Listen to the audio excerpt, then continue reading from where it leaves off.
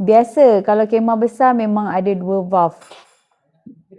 Okey. So sekarang kita nak deflate. Tempat untuk kita deflate dia. Okey, dalam ni untuk platform ni ada dia punya deflate. So platform ni datang sekali dengan anak tangga ni. Situ tempat dia untuk deflate. So lepas tu ada jaring-jaring ni tadi kita dah buka. Inilah support dia. So nampak tak tangga tadi saya cakap. Okay. Ini bahagian first kali yang korang kena deflate.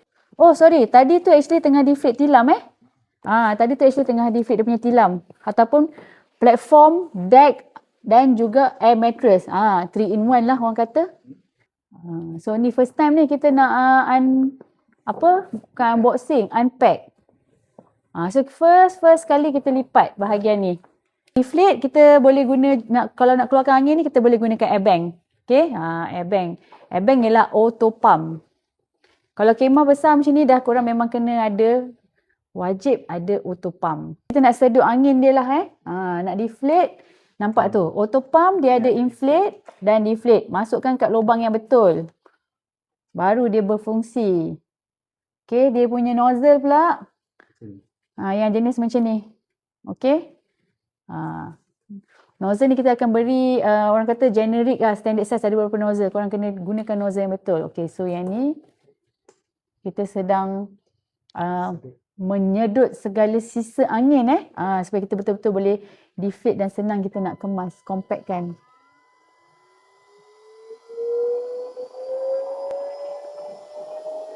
Dua tingkat. So you boleh ada space extra kat bawah ni.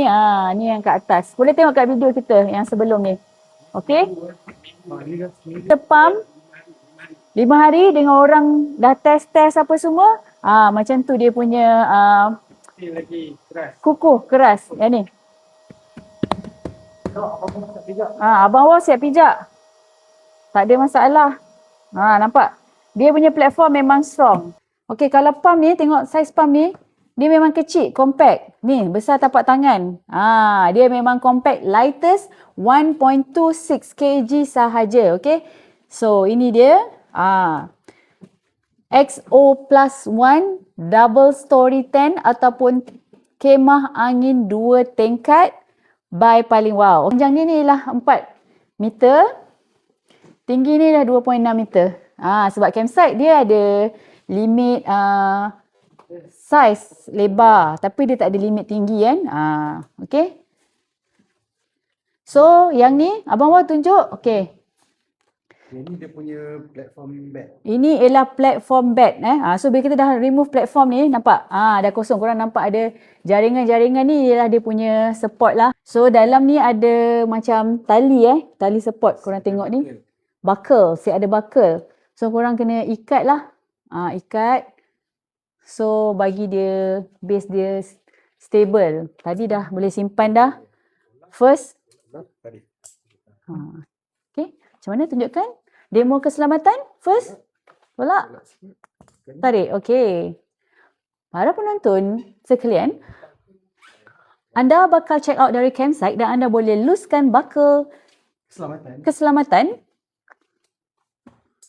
Okey, dah buka. Nampak tu keliling. So ini ialah deck dia. Deck untuk menjadikan dia double decker. Yang ni memang padu gila. Abang wow, pijak-pijak sikit nak tunjuk betapa heavy duty-nya benda ni. Okey, Abang Nas sangkut pula kat sana. Abang Nas. Nampak? Benda ni bukan biasa-biasa guys. Bila korang beli kemah ni, dia datang sekali dengan ni. Harga termasuk yang ni dan juga decking dia tu. Dan dia punya platform ni ada anak tangga. Panjat-panjat sikit.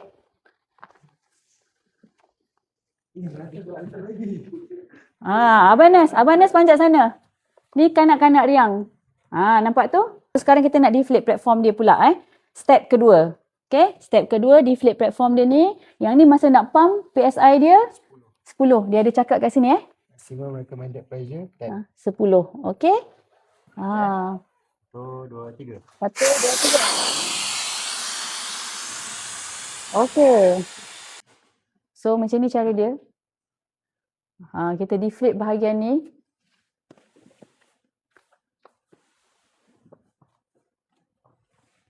Lipatkan dia macam tu. Alhamdulillah yang ni sudah berpunya dan tuan dia nak ambil semula. Nak bawa pergi camping. Saya pun tak tahu dekat campsite mana. Jadi kita dah tak display dah. Jadi korang yang nak tengok tu boleh tengok video